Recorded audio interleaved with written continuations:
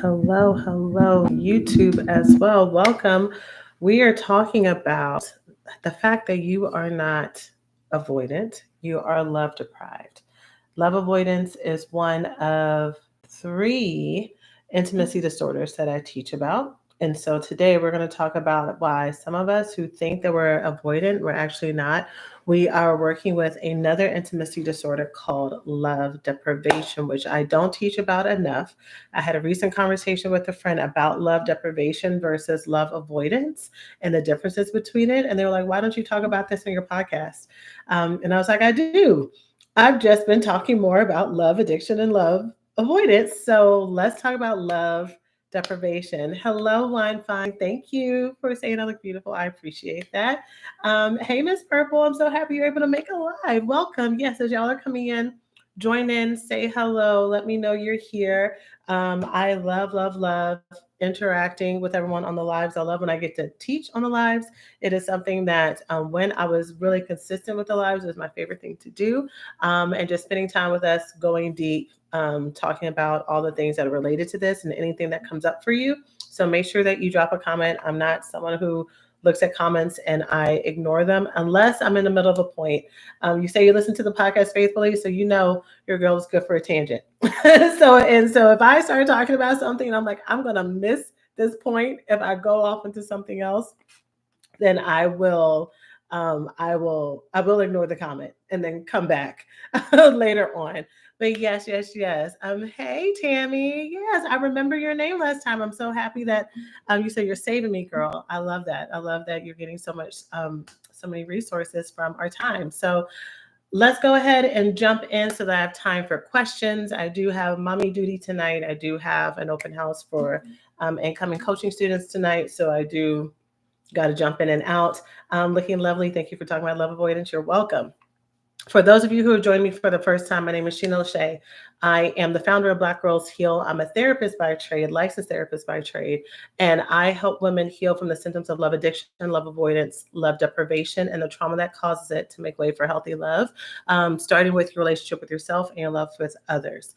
I have transitioned into talking about these three intimacy disorders years ago because these are the intimacy disorders that plagued me, that every time when I was in the therapy office, that when I would talk about these things, the lights would go on in the eyes of the women that I was serving at that time as clients. And they were like, this is what I've been dealing with this whole time. Like we've already had those of us who are self-aware, who are into self-help, who are into healing. We have words. We have the words around attachment disorders, insecure attachment, anxious attachment, avoidant attachment, right? We have now we talk a lot about childhood trauma. But when we talk about this overwhelming subconscious reflexive pattern that we have when it comes to putting ourselves last, to self abandoning, to making decisions in relationships that the wiser version of ourselves would never do, that we would never advise our friends to do. That when we look at other people, we're like, how obvious is this for you? Like when it comes to codependency and boundaries and everything else, but when it comes to us being in it, we freeze, we regress, we act impulsively, we lose our sense of self empowerment, right? And to be in these relationships, and there's a lot of shame that comes with it. There's a lot of guilt. There's a lot of embarrassment that come with it, and it can make us just want to opt out. It can make us want to opt out to relationships, to the whole thing, whether or not it's friendships that don't work out for us, whether or not it's family relationships where people are taking advantage of us, or there's narcissism or something, or intimate relationships, whether or not it's dating, we're in partner relationships that just don't work out and makes us just want to tap out. And I get that because I've been there. And I know because I've been there and because I've helped now thousands of women through this process, you can only stay there for so long because as humans, we're meant to be in relationship, we're meant to be in connection. And unfortunately, trauma, legitimate trauma that has really happened has made relationships unsafe. So us wanting to tap out and numb out and disappear makes sense, right? Because we have actual bad things that have happened to us that make it so that we have to protect ourselves. So what do we do? Where do we go? How do we find our own inner wisdom and clarity when we are ready to try again? When we're ready to try again to find friendships, when we're ready to try again to find love, when we're ready to try again to move close to that partner that we deeply want to be connected to, but everything that we seem to be trying just doesn't work out, right? When we want to redefine our relationship with our mothers, with our fathers, with our own children. What do we do? So that's where I come in at. I'm here for those who are ready to take that pause. This is what you do while you're doing that pause, because many of us have gotten into a pattern of self-love detoxes and disassociating, detaching from people and feeling all lovely and safe in our own little like bubble. And then when we emerge, we end up getting hurt again. So I'm going to teach you what to do so that we don't get hurt in that way again. And then for those of us who are currently integrating in relationships and stuff, how do you stay in those relationships without abandoning yourself? So that's what I teach about here. Today, specifically, I'm going to talk about one of the three intimacy disorders and how it's different than another one that is commonly addressed. So let's talk about the three intimacy disorders that I teach about. I teach about love addiction, love avoidance, and love deprivation. So love addiction is the persistent obsession of a person, a relationship, or the fantasy of who you think and want that person and relationship to be, and mistaking that intensity for love. So, when it comes to being a love addict, it means that you will stay attached to someone who's giving a whole bunch of red flags, who is showing that they can't show up for you because you were attached to what could be, what could happen. You think that you're not doing that until you're kind of being dragged through the mud. And even then, you've been trauma bonded to this person. And it's hard for you to let that go, right? I talk a lot more about love addiction. There's a lot more nuance to that. This live is not about that. So we're going to put that on the table, and y'all can find my other podcast episodes, the Black Rose Hill podcast, or other lives where I talk about that. Love avoidance is the persistent putting up of walls to avoid being emotionally overwhelmed by others. Those who would want to get close to us, and also those who may want to harm us. To be connected to someone feels, as much as you may want connection, you may want and appreciate your independence and your freedom more. You may have a really high sense of discernment, of intuition when it comes to relationships. You might be someone who's very good at fishing out the people who are dangerous. The problem with love avoidance, though, is that in addition to that intuition, you are very good at cutting off people who are not red flags, that are not dangerous, because you have a very low threshold for um, um, discomfort in relationships.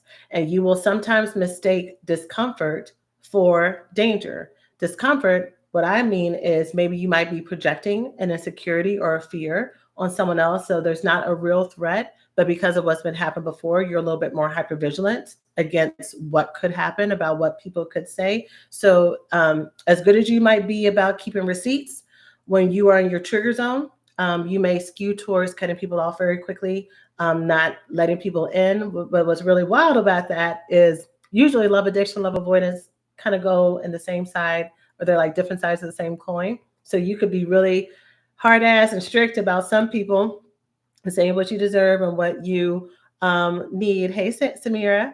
But then when it comes to people who are healthy and who want to be there for you, you will have a very low tolerance level, and you will cut those folks off, right? Love deprivation. Today I'm talking about the difference between love avoidance and love deprivation. So I'm going to come back to love avoidance in a second, but let me talk about love deprivation.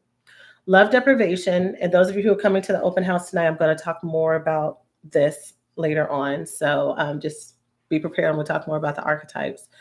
For those of you who deal with love deprivation, it looks a lot like love avoidance, in that you may push people away, you may put up walls, you may isolate. If you do spend time with people, is in controlled manners, the way that you may want them to. Love, let me finish love addiction before, love deprivation before I go back to love avoidance. The difference between love deprivation and love avoidance is, for the most part, a lot of people who are avoidant and kind of have a hard time letting people in. They may spend a while not being in relationships. It may be hard for them to commit. If they do commit, they may have a lot of fears. For the most part, people who I meet who are love avoidant, the reason why it takes them a while to identify that they're love avoidant is because they tend to have a very high self-esteem. When did you know it? Like, they tend to be people who are very high functioning, to where everything else in my life is going okay. You're the only problem, so you got to go, right? Like everything else in my life is clicking. You're the only one who's not getting it, Stephen. So it's time for you to be out of here, right? And it's not until they kind of look back and like, wait, this relationship didn't work, this relationship, okay, hold on. At what point, even though I feel really good about what's happening and decisions that I've made, at what point did I say, okay, maybe it's a me thing? Like, you're laughing. At what point did I say maybe this is me and how I'm seeing how I'm showing up? Is there a different way to do this? Maybe I am missing something. I don't think I am, but maybe I am, right? But for the most part, love avoidance um, have at least parts of themselves, even if they're aware of like negative core beliefs and fears, because avoidance is also about rejection proofing your life, abandoning proofing your life, abandonment proofing your life. I'm going to make sure that I kick you out before you can even get one over on me, right? I'm going to keep my eyes wide open, which is why I put people through tests, which is why I make it hard for people. People get to see the parts of me that I wanted to show them. The difference between love avoidance and love deprivation is someone who's in love deprivation will also space out, pace out connections to people and letting people in. But the difference is someone who deals with love deprivation, they don't like themselves and they are very much aware that they don't like themselves. They are connected to their own self-loathing. they um they feel as if they are aware that they feel like a burden. They are aware that they feel as if they're not good enough, and so they anticipate, because they feel like they know that people aren't going to want to spend time with them, that relationships are not going to work out, that they are going to fall below, that they can only get relationships that aren't really going to give them what they need. So why even try? Why even try? So they have, it's called love deprivation. If you were to Google this, when I got introduced to these terms, it was because I was in the 12-step program, Sex and Love Addicts Anonymous. For those of you who don't know, in addition to fellowships like Alcoholics Anonymous, Narcotics Anonymous, Overeaters Anonymous, there's also Sex and Love Addiction, or Sex Addicts Anonymous, Sex and Love Addiction Anonymous. I was introduced to that, oh my gosh, how many years ago now? Um, 11, 12 years ago now, by my therapist at the time. Again, I tell that story on a different day. And so at that, on the 12 step meetings is where I learned about the intersection between love addiction, love avoidance, and they called it love anorexia. When I first started teaching this years ago, I had someone who battled eating disorders, and she felt as if it was very triggering to her. So I just made a decision at the time to rename it love deprivation, because it also kind of named a little bit more what was happening. So when you struggle with love deprivation, you will focus on taking care of everybody else before you take care of yourself. Other people, because you are so detached from your own sense of well-being and everything, you will not only see value in other people, but you are quick to volunteer to help other people. You're quick to buy things for other people. You're quick to give energy and time to taking care of others, because you think that they're worth it. But when it comes to you, you don't do that. So the way that it looks like avoidance is you will go long periods of time saying things like, well, I don't really need emotional nurturance right now. I don't really need relationship connection right now. I don't really need physical comfort right now. Or if I do need it, I'll get to that later. Like, you will go months, years, decades, even living in that deprivation, without letting people in. And you think it might be because you don't have the time, you might think it's because you don't have the resources, but it's really because there's a part of you that you have neglected and learned to neglect, because you may anticipate the worst case scenario. Does that make sense? Let me know if that's making sense, y'all. I've said a whole lot of different things. Okay, let me go, because I saw that there were some comments. As promised, I needed to finish my thoughts before I came. So I'm going to scroll up. Okay, first timer here. Hey, Nurse Cutie. Nurse Cutie. Nurse Cutie. Looking lovely. Thank you for talking about love avoidance. Yes, I read that one. Okay. So true. Yes, I've learned that humans are unsafe. Yeah, like when you go through things, you know, I think there's been a series of reasons why I created this platform, and why, in my decision to create this platform, when I first started teaching and doing my podcast years ago, there were other therapists, a lot of therapists that y'all know, that y'all love, who also started around the same time or started shortly afterwards. And they were teaching as experts, right? So they were and are teaching as experts, who are like, if you're dealing with X issue, this is how you deal with it. Like in a very clinical sense, also approachable, because they're wonderful, warm, beautiful, educated, like down to earth women and educators, right? Which was great. But I knew when it came to me teaching, because this was something that I went through myself, I knew that I wanted to integrate both. I wanted to be able to come and teach to you as an expert, as someone who has multiple degrees, multiple certifications, experiences, and everything else about what is happening trauma wise and what is happening, psychology wise, systems wise, to make you come to this place. But also as a woman who's gone through I feel like I'm crazy. I feel like I'm always going to be this way. Why can't I get this right? It doesn't make sense that this is happening. And feeling very exposed, having to work through this and heal through this, and like giving words to that. It was important for me to name that.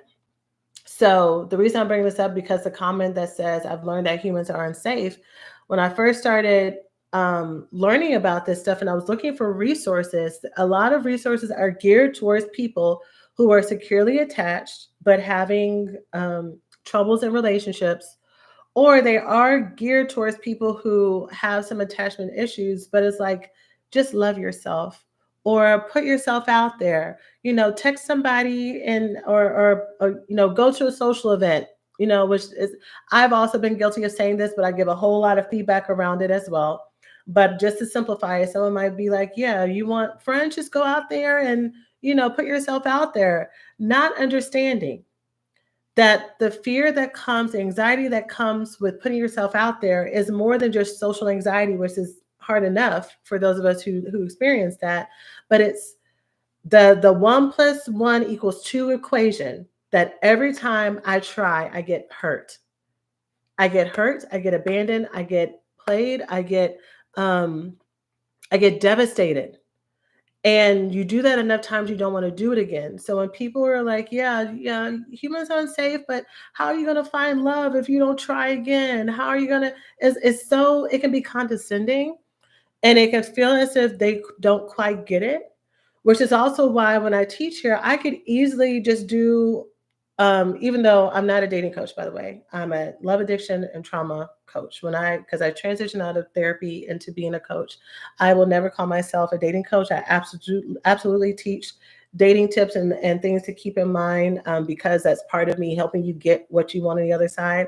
But I don't reduce myself to focusing just on dating. That's not my specialty. And I've had people on the podcast where that is their specialty and that's what they thrive in, right?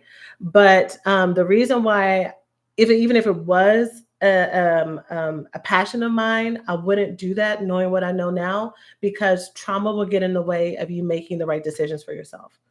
Unhealed trauma will make you self sabotage, will make you push away the relationships that are good for you, that will make you constantly feel like you're unsafe. We have to do it together. We have to do everything together at the same time. I mean, we don't have to. We have um, our own self authority to decide to pace things out and do one thing at a time. But the way that I've seen it to be most effective is for you to not try to isolate each of these tasks, because they all integrate with each other. Yes, makes hella sense. Oh my God, totally. I agree. Awesome. So where does the fear come from? Oh, I see. Okay. So I think I answered that question. Makes so much sense, is making sense. Yep, yep, yep. The idea that a love deprived person basically almost they're thinks they're basically almost unworthy of love, and thus kind of prematurely rejects it or sets himself up for failure makes sense. Absolutely. So when it comes to working with love deprivation too, these are the people who, when I'm talking, they might be like, oh, this is a great tip for somebody else. Like, they don't even think about how this can help them. They've so been trained either by happenstance or by how they just learned how to cope, to filter everything that they receive with how it can be given to somebody else instead of focusing for themselves.